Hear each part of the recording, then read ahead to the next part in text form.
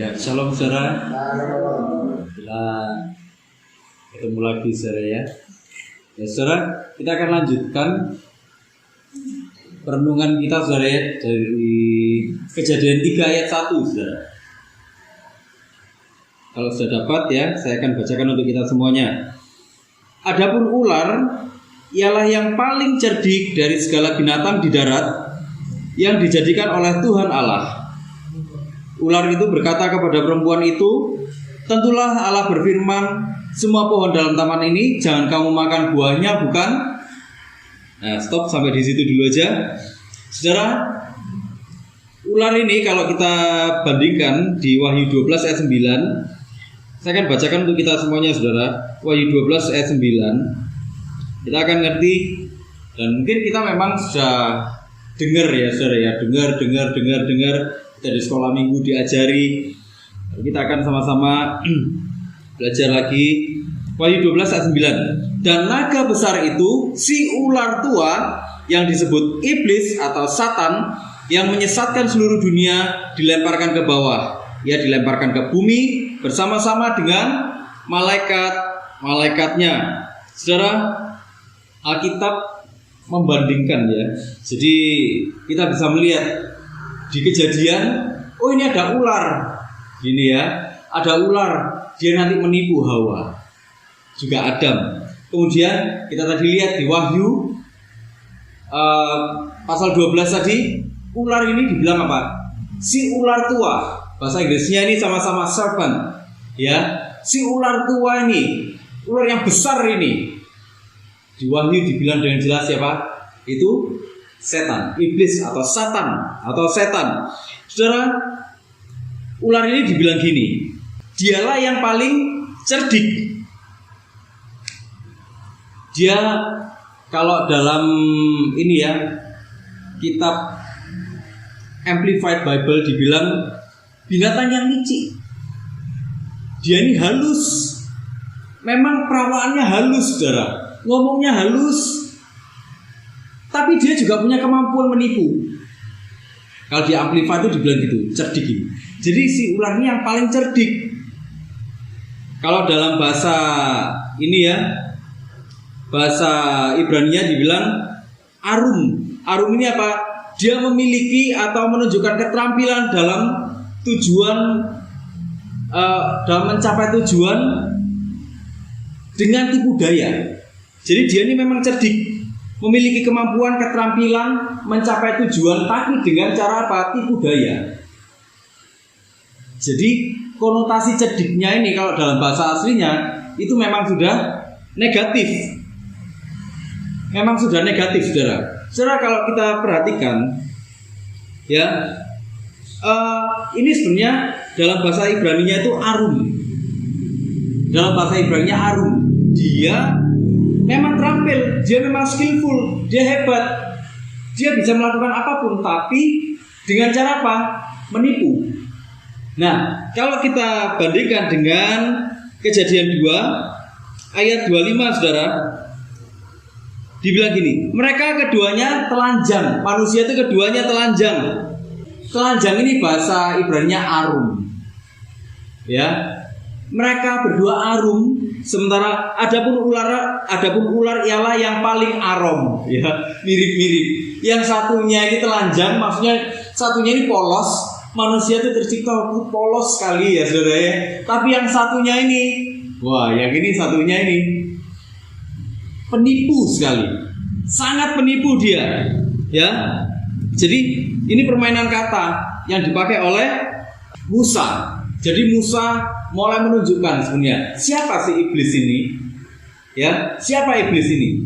Memang Musa nggak langsung bilang ini iblis, ini setan, tapi dengan pembacaan Alkitab kita bisa mulai memahami, oh ternyata yang dimaksud di sini itu adalah setan, ini adalah iblis yang membuat manusia ini pada akhirnya jatuh dalam dosa. Semua tatanan di dunia ini rusak. Saudara, dalam beberapa tafsiran dikatakan gini, ular itu memang binatang yang paling cerdik sama Tuhan, dianugerahi dengan pandangan yang sangat tajam, dia juga berpikir sangat cepat. Jadi memang ular ini binatang yang memang cerdik ya, memang naturnya cerdik. Nah, saya punya keyakinan gini saudara, kalau kita bandingkan dengan sifat-sifatnya setan, nanti kita akan belajar bagaimana sifatnya dia sebagai pribadi. Saudara, sebelum jatuh pun ya, sebelum jatuh iblis itu juga seperti itu. Sebelum jatuh iblis ini adalah sosok yang dia cerdik. Dia punya pengaruh, dia berpikiran cepat. Saking cerdiknya ini dia saudara, dia mau mengkudeta Tuhan. Jadi itulah kenapa kemudian iblis dan ular ini, saya pikir ini iblis ini memakai jubah ya, memakai kostum ular, memakai kostum binatang yang cerdik ini untuk apa? Untuk mulai membuka kontak dengan manusia. Gitu. Jadi saudara, kecerdikannya iblis ini ya, pada awal dia diciptakan, kecerdikannya ini justru dimanfaatkan oleh iblis ini sendiri untuk melakukan hal-hal yang jahat. Pada awalnya diciptakan baik, tapi begitu berjalan dia mulai ngambil sifat-sifat yang dia mulai berpikir untuk mengkudeta Tuhan. Bagaimana mungkin ciptaan kok mau mengkudeta penciptanya? Sekarang jam tangan ini saudara, ini kan ciptaan, ya kan? Jam tangan ini mau mengkudeta saya, bagaimana mungkin? Ya kan? Sekarang Lucifer ini saudara, dia ini pelayan di surga, dia ini pelayan. Bagaimana mungkin pelayan mau mengkudeta tuannya? Dia mau jadi bos. Dia nggak maha tahu, dia nggak maha kuasa. Dia hanya diberikan bagian tertentu oleh Tuhan untuk melakukan tugas-tugas tertentu. Tapi dia nggak cukup puas dengan itu. Bagaimana mungkin dia yang hanya bisa sebagian itu mau mengkudeta yang maha segala-galanya? Nggak mungkin kan? Itulah kenapa saya selalu berpikir adalah kebodohan kalau seseorang mempercayakan hidupnya kepada setan. Adalah kebodohan kalau orang itu mempercayakan hidupnya kepada berhala, iblis, mempersekutukan hidupnya dengan hal-hal yang seperti itu. Secara iblis memakai jubah. Jadi ada satu tafsiran yang bilang gini. Jadi iblis itu cari satu sosok yang binatang yang bisa mewakili dirinya, dan dia melihat, wah, ular ini sesuai nih profilnya. Kayak dia juga cerdas, gitu ya. Sesuai, kayak dia cerdas, berpikiran tajam, berpikiran cepat, berpandangan yang tajam.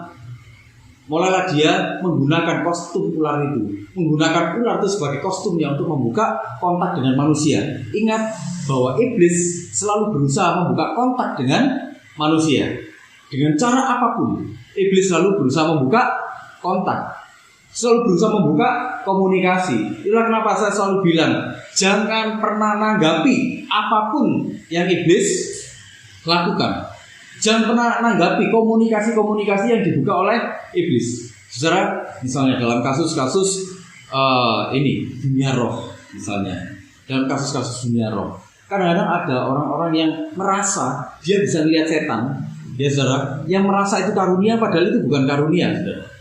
Itu kalau ditelusuri sampai ke atas-atas, saudara bisa lihat di buku saya yang judulnya Indigo, Okultisme atau Karunia Rohani. Saya paparkan di sana detail sekali. Bagaimana kemampuan-kemampuan yang seperti itu kalau ditelusuri, saudara, dari orang tuanya, dari engkongnya, dari kongconya, makconya, pokoknya dari atas-atas selalu ada yang berhubungan dengan kuasa gelap. Itulah kenapa nanti ada generasinya yang bisa melihat, bisa komunikasi dengan roh-roh jahat. Kenapa? Karena iblis berusaha mengulangi pola yang sama. Dia ini berusaha melihat ini siapa yang bisa dia ambil, siapa yang bisa dia masuki, siapa yang bisa dia pengaruhi, yang paling mudah dia pengaruhi siapa, gitu. Nah, waktu sudah dilihat siapa ini, gitu ya, siapa ini yang bisa dipengaruhi, dia mulai mempengaruhi. Misalnya mulai dilihat-lihati, mulailah. Kalau orang sekarang sudah lihat setan, Bangga ya saudara ya. Mungkin kalau zaman dulu gitu orang lari ya saudara ya, terbirit-birit gitu ya. Tapi kalau zaman sekarang saudara, itu malah dipamer-pamerkan loh saudara. Aku loh bisa lihat setan kayak gitu. Gak tahu kalau ternyata setan sedang berusaha membuka pintu komunikasi dengan dia.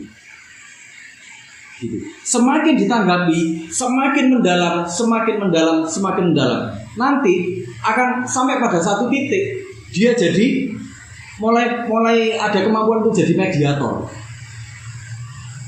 Mediator artinya iblis bisa merasuki dia. Jadi iblis ngomong lewat dia. Gitu. Nah, dimulainya dari mana? Iblis berusaha membuka kontak. Itulah kenapa saudara kalau ada orang yang dia bisa lihat-lihat kayak gitu, saudara, jangan dites. Jangan dijadikan dia alarm. Maksudnya jangan dibawa ke tempat, ke rumah gitu terus tolong lihat di sini ada setan apa aja. Jangan saudara. Justru orang-orang seperti itu harus ditolong. Gitu ya. Justru orang-orang seperti itu harus ditolong, harus dilepaskan. Semakin kita pakai dia untuk jadi alat tes seperti itu, saudara, semakin dia dekat dengan iblis. Contoh lainnya apa? Iblis berusaha membuka kontak komunikasi dengan kita apa, saudara? Perselingkuhan misalnya. Ya, perselingkuhan. Mulai kontak-kontak, ya, sembunyi-sembunyi dari pasangan. Itu sudah komunikasi sama iblis. Itu iblis membuka komunikasi dengan kita. Gitu loh. Dan kalau kita mengizinkan ya jadi kita jatuh ke dalam dosa. Intinya iblis itu cuma mau apa, saudara? Iblis mau menjauhkan kita dari Tuhan. Apapun caranya, mau lewat cara yang ngeroh, mau lewat cara yang kelihatannya duniawi, mau lewat cara yang kelihatannya logis sekalipun, orang ateis itu jauh dari Tuhan. Ditipu iblis gak dia, saudara? Sebenarnya dia juga ditipu iblis, tapi caranya logis. Itulah kenapa, saudara, kalau ngomong sama orang ateis gak pernah lihat setan, saudara. Kenapa? Kalau orang ateis sampai lihat setan, gugur keyakinannya mungkin. Kenapa? Loh, kalau ada setan berarti kan ada Tuhan. Bener gak? Iya kan? Nah itu loh. Jadi iblis ini pakai begitu banyak cara, sama dengan yang dia lakukan kepada Adam dan Hawa. Yang terpenting apa? Dia selalu membuka pintu komunikasi. Dia yang cerdik melawan manusia yang polos. Dia yang cerdik, licik, lihai ini saudara, dan manusia yang telanjang. Di sini digambarkan.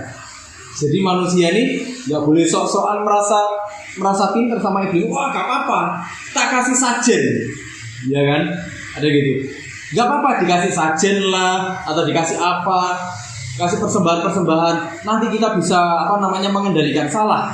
Manusia jangan pernah merasa bisa mengendalikan iblis, karena sebenarnya manusia lah yang dikendalikan sama iblis. Gitu loh. Itu yang bahaya. Manusia ini kan egonya yang bermain. Waktu dia melihat keinginannya terpenuhi, dia merasa dia bisa mengontrol segala sesuatunya. Padahal iblis itu cara mainnya luar biasa, saudara. Saudara kalau lihat di buku saya menggambarkan bagaimana iblis itu waktu menangani manusia, dia sudah punya bank data semuanya. Dia punya bank data manusia itu, dilihat ini keturunannya siapa nih, garis keturunannya siapa nih, dilihat. Oh ini garis keturunannya ini, oh ada dosa ini. Itulah kenapa saudara bisa lihat ada dalam satu garis keturunan itu ternyata selingkuh semua. Pernah ya nemu yang seperti itu ya? Kenapa? Karena iblis berusaha mengulangi pola dosa yang sama. Kenapa dia berusaha mengulangi pola dosa yang sama? Karena dia punya bank data. Karena dia punya data-data tentang ini, keluarga ini, orang ini, kelemahannya apa, kelebihannya apa. Dan dia pakai itu dalam sistem koordinasi, gitu loh saudara. Sistemnya dia seperti sistem militer, sistem kerajaan. Jadi dia ini nggak bergerak sendiri, genderuwo sendiri, pocong sendiri. Saudara kalau ketemu genderuwo, ketemu pocong, ya itu setan yang nakut-nakuti aja, saudara. Setan-setan yang nakut-nakuti, yang ngaget-ngageti, ya. Tapi setan bermain yang sesungguhnya apa? Membawa kita menjauh dari Tuhan. Itulah kenapa kita bisa lihat, oh ternyata ya ini satu keluarga kok selingkuh semua, ini kenapa? Karena ada pola dosa yang mau diulang sama iblis. Itulah yang namanya kutuk. Harus ada yang mengakhiri. Loh, ini satu keluarga kenapa kok bisa lihat setan semua ini? Karena iblis berusaha mengulang pola dosa yang sama. Gitu loh saudara. Jadi kita jangan main-main dengan yang namanya iblis. Jangan pernah main-main dengan yang namanya kuasa gelap. Jangan pernah bersekutu dengan itu semua. Karena bukan kita yang mengendalikan. Sepertinya iblis ini nurut-nurut sama kita, tapi sebenarnya kita yang lagi dicancang sama iblis. Pada akhirnya kita yang jadi kayak sapi yang dicolok hidungnya, dikendalikan kemanapun dia mau. Itulah iblis. Ya, Alkitab menunjukkan bahwa ular itu melambangkan sesuatu yang menarik sekaligus menjijikkan. Dibilang kan di awal tadi, iblis itu kenapa? Dia halus. Kalau kita lihat Hawa kenapa kok nggak lari? Ya nanti kita akan lihat di pembahasan selanjutnya. Kenapa kok Hawa nggak lari? Di awal kita sudah bisa lihat bagaimana omongannya halus sekali dia. Ya, sopan sekali. Iblis itu sopan, saudara. Dia bisa menempatkan diri. Ya, ngerti etika dia, ngerti sopan santun. Makanya dia bisa menangani orang per orang dengan cara yang paling personal. Dosa apa yang paling dia sukai? Oh, dia nggak suka main perempuan, nggak suka. Dia sukanya judi. Sudah kita kasih judi terus, yuk kasih judi terus. Oh, dia nggak suka main perempuan, nggak suka judi, tapi dia suka dunia supranatural. Dikasihlah ketemu yang kayak gitu-gitu terus, saudara. Jadi kita harus hati-hati dengan iblis. Di dalam Matius 23 ayat 33 itu dikatakan gini, saudara. Saya akan bacakan untuk kita semuanya ya. Hai kamu keturunan ular bludak, bagaimana mungkin kamu dapat meluputkan diri dari hukuman neraka? Yesus sedang menegur orang-orang ini, orang-orang Farisi. Ular-ular bludak. Maksudnya Tuhan apa? Kamu munafik. Kamu munafik. Seperti itulah setan. Munafik. Dia kelihatan halus di depan, tapi sebenarnya dia penipu di belakang. Dia sedang berusaha menjerat kita. Dia pakai tali yang nggak kelihatan, saudara. Untuk apa? Untuk menjebak manusia. Secara setan itu artinya apa? Setan itu artinya yang berseberangan. Yang berseberangan. Jadi artinya setan itu pasti berseberangan dengan Tuhan. Bahasa Yunani bilang satanas. Satanas itu apa? Satanas itu seseorang yang menentang Tuhan. Artinya apa? Gini, setan itu selalu berkebalikan dengan Tuhan. 180 derajat, setan pasti berkebalikan dengan Tuhan. Kalau setan ngomong A, gitu ya, Tuhan pasti B.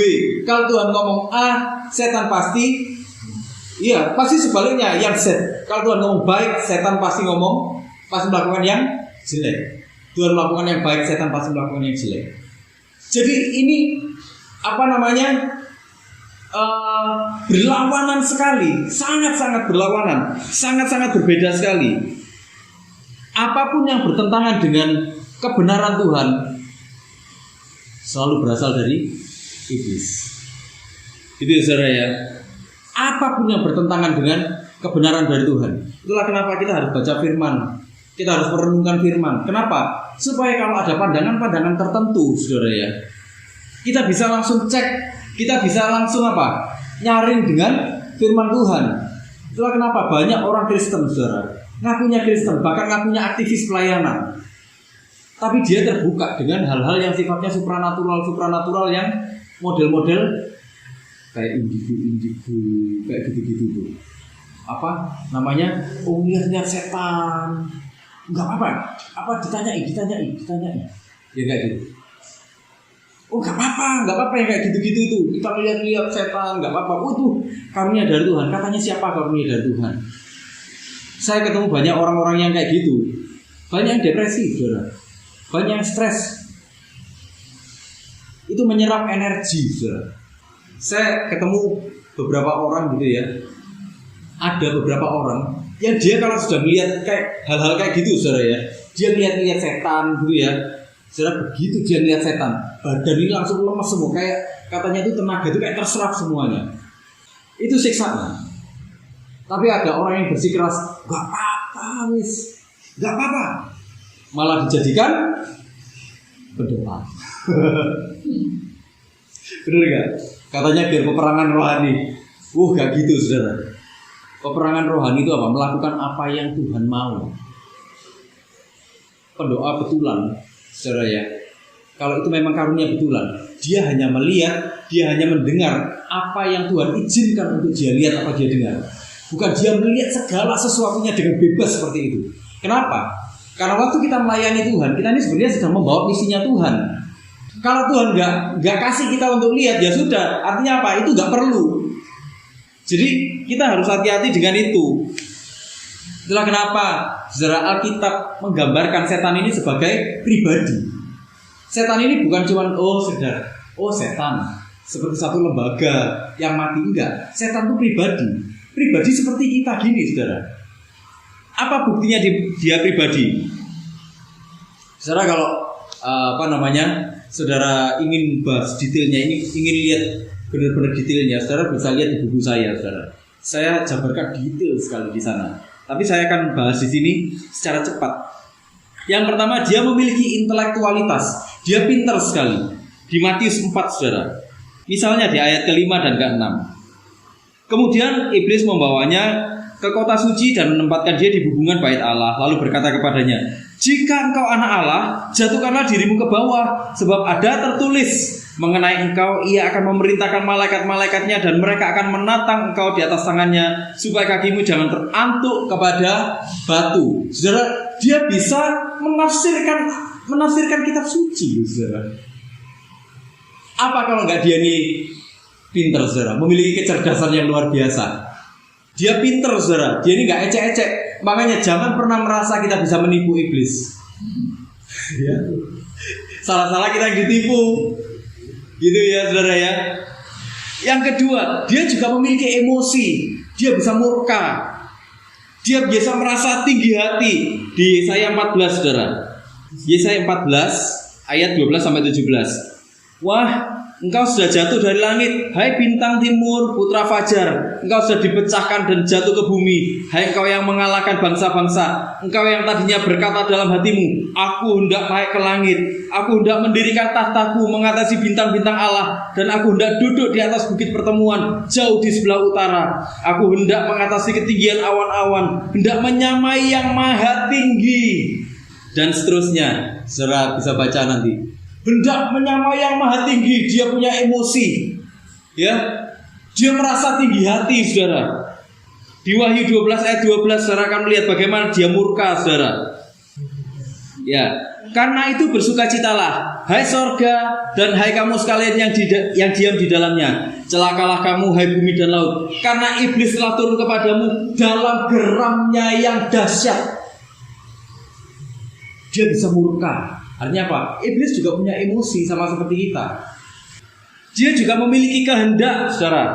Di Matius 4 ayat 3. Lalu datanglah si pencoba itu dan berkata kepadanya, jika engkau anak Allah, perintahkanlah supaya batu-batu ini menjadi roti. Dia memerintahkan Yesus. Ini kurang ajar sekali ya. Iblis ini kurang ajar sekali.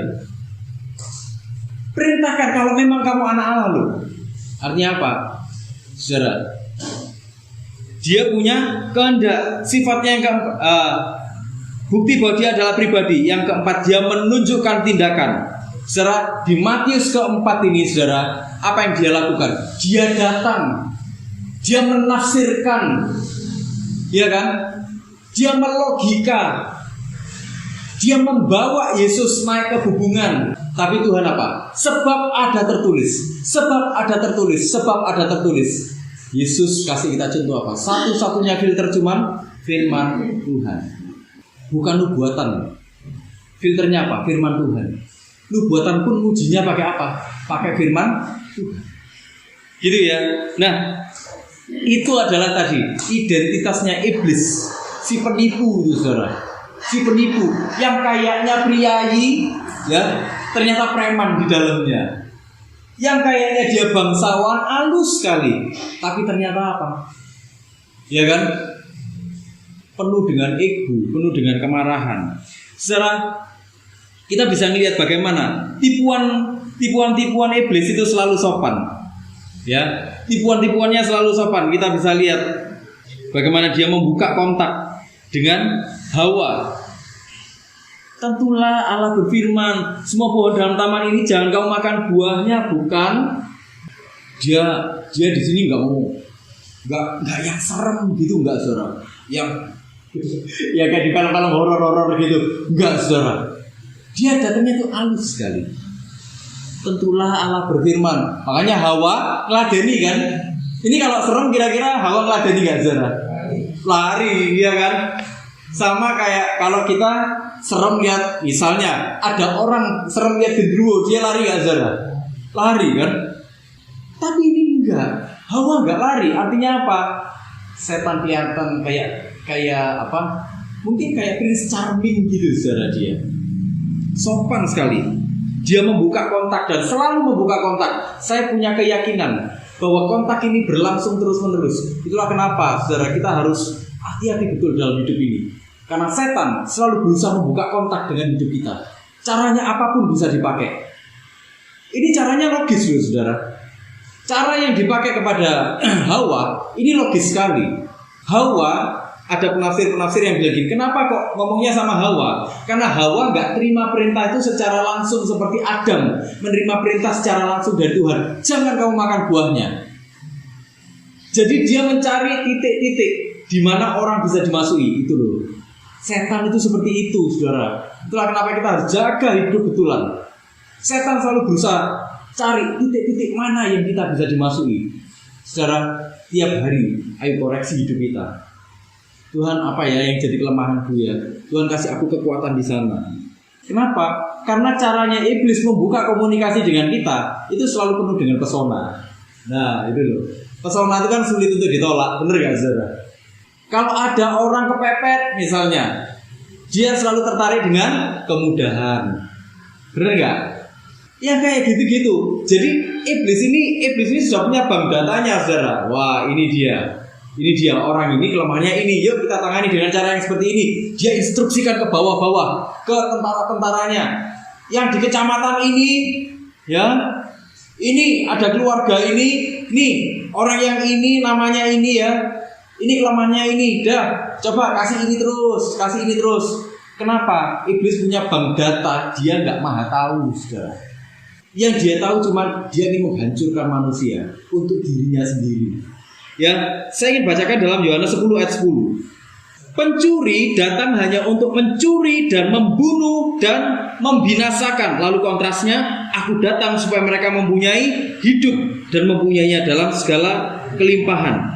Saudara, pencuri itu datang untuk mencuri, membunuh, membinasakan. Saudara, mencuri ini apa? Mencuri ini klepto. Klepto itu apa? Dia mengambil dengan cara mencuri sesuatu. Dia mengambil, tapi ngambilnya nggak terang-terangan. Dia mengambil dengan cara sembunyi-sembunyi. Dia mencuri. Dalam bahasa Inggrisnya tuh dibilang dia ini apa? Mencuri sesuatu, terutama barang-barang yang nilainya kecil. Artinya apa? Manusia ini sebenarnya bagi dia nggak ada nilainya. Itulah kenapa dia gampang sekali mengorbankan manusia. Gampang sekali dia ingin membinasakan manusia. Beda dengan Tuhan. Tuhan itu menganggap manusia itu berarti sekali. Itulah kenapa dia datang ke dunia, menyerahkan hidupnya, menyerahkan nyawanya. Beda. Di Yohanes 10 ayat 10 tadi kita bisa langsung melihat kontras. Yang satunya ingin mencuri, membunuh, membinasakan. Yang satunya ingin menghidupkan. Itu sangat beda sekali. Jadi iblis itu ingin mencuri sesuatu yang bagi dia itu nggak berharga. Dia melakukannya sembunyi-sembunyi. Kenapa? Kok sembunyi-sembunyi, saudara? Karena takut ketahuan. Orang melakukan segala sesuatu kalau sembunyi-sembunyi berarti dia salah. Gitu loh. Jadi iblis pun tahu yang dia lakukan ini salah. Kenapa? Karena manusia ini sejatinya diciptakan untuk Tuhan sendiri. Tuhan menciptakan manusia. Kalau kita belajar di perenungannya sebelum-sebelumnya, saudara ya, manusia diciptakan untuk apa? Untuk Tuhan sendiri. Tapi dia, iblis secara sembunyi-sembunyi, saudara, berusaha mencuri itu dari Tuhan, bisa mengambil itu dari Tuhan. Itu karakternya iblis yang pertama. Apa tujuannya? Kemudian tujuannya kedua, membunuh. Dari kata tuo itu apa? Dia membunuh dan membantai. Jadi manusia ini dibantai habis-habisan, saudara. Tujuannya untuk apa? Dikorbankan. Jadi membantainya itu gini, saudara. Membantai untuk dikorbankan di dalam api. Konteksnya itu penuh dengan kekejaman. Jadi itulah kenapa benar Alkitab tadi di awal klepto. Jadi manusia ini dianggap tidak ada nilainya oleh iblis. Itulah kenapa dia mau gampang-gampang membantai manusia. Untuk apa? Untuk dirinya sendiri. Tujuannya yang kedua itu membunuh. Yang ketiga membinasakan. Membinasakan ini apolumi. Apolumi ini menghancurkan secara total. Jadi manusia itu hancur secara total, benar-benar dihancurkan secara total untuk dibawa kemana? Ke neraka. Nah itu loh. Nah makanya saya ini kadang-kadang masih heran dengan orang-orang yang mau mempercayakan hidupnya kepada iblis, kepada setan. Cari pesugihan, cari ramalan-ramalan, cari horoskop-horoskop, ramalan-ramalan bintang. Saudara jangan pernah cari ramalan-ramalan bintang, saudara. Karena ramalan-ramalan bintang itu ada spirit di baliknya. Itu bukan spiritnya Tuhan. Spirit itu berusaha mengendalikan hidup kita. Saya pernah ketemu dengan orang yang akhirnya dilepaskan dari keterikatannya sama horoskop, saudara. Saudara tahu hidupnya tiap hari dikendalikan oleh horoskop. Hari ini bintangku bilang apa ya? Dan dia turuti semuanya, saudara. Sampai seperti itu, bertahun-tahun dia jalani seperti itu. Pada akhirnya satu titik Tuhan ambil dia, Tuhan panggil dia pelepasan habis-habisan waktu itu. Jadi saudara jangan pernah mau diramal sekalipun, jangan pernah mau. Kenapa? Hidup kita bukan karena ramalannya orang, hidup kita karena apa katanya Tuhan. Amin, saudara ya. Jangan mau terlibat dengan hal-hal yang seperti itu. Saudara, kesopanan iblis itu berusaha membuat dosa terlihat baik. Itulah kenapa dalam pembahasan kita selalu ada ungkapan gini. Baik belum tentu benar. Kebaikan dari Tuhan pasti benar. Baik menurut dunia belum tentu benar menurut Tuhan. Iblis selalu berusaha melihat semuanya itu kelihatan baik, kelihatan relevan. Itulah kenapa seks bebas. Kalau kita baca di Alkitab seks bebas boleh gak, saudara? Gak boleh kan? Perzinahan, percabulan. Allah menentang hal-hal yang seperti itu. Tapi di zaman kita orang bilang apa? Yang gak gitu itu kuno. Orang-orang berpikiran sempit. Bener gak, saudara? Tapi kita tetap harus ajarkan kepada anak cucu kita bahwa Alkitab tidak mengajari kita seperti itu. Tuhan gak menginginkan yang seperti itu. Seks itu dirancang Tuhan untuk sesuatu yang indah, sesuatu yang kudus. Iya kan? Yang kayak gitu. Itulah kenapa iblis itu saudara gak mendekati manusia dengan cara yang serampangan. Dia pakai begitu banyak cara. Ya, istilahnya sekarang tuh terstruktur, sistematis dan masif, ya kan? Saudara, saya ingin bacakan dalam Yohanes 8 ayat 44. Iblislah yang menjadi bapamu dan kamu ingin melakukan keinginan-keinginan bapamu. Ia adalah pembunuh manusia sejak semula dan tidak hidup dalam kebenaran, sebab di dalam dia tidak ada kebenaran. Apabila ia berkata dusta, ia berkata atas kehendaknya sendiri, sebab ia adalah pendusta dan bapak dari segala dusta. Jadi semua dusta di dunia ini, semua ketidakbenaran sumbernya dari siapa? Iblis. Nah ya, semua yang gak sesuai dengan Alkitab berarti bertentangan dengan Tuhan. Dan itu sumbernya siapa? Iblis. Dah itu pasti salah. Dah gitu aja. Ya saudara ya. Jadi kita gak perlu susah-susah lagi. Filternya apa? Kembali ke Alkitab. Dibilang gini saudara, dusta itu apa? Seustes. Artinya apa? Pembohong. Bukan cuma pembohong, tapi dia orang yang merusak iman. Nah ini kata yang dipakai. Bapa dari segala dusta, bapa dari segala hal yang merusak iman. Itu iblis. Itulah kenapa kita harus hati-hati, saudara. Karena iblis sedang berusaha menjauhkan kita dari Tuhan. Caranya halus. Kadang caranya itu cuma pakai apa, saudara? Cuma pakai medsos. Kasihkan sama medsos, ya kan? Lupa Tuhan. Kasihkan dengan apa lagi? Dengan hobi. Lu kelihatannya enteng-enteng, lu bener gak saudara? Kelihatannya enteng-enteng, tapi menjauhkan dari Tuhan. Apapun yang menjauhkan kita dari Tuhan, kita sedang ditarik ke dalam dusta-dusta iblis. Sama seperti yang terjadi pada Adam dan Hawa.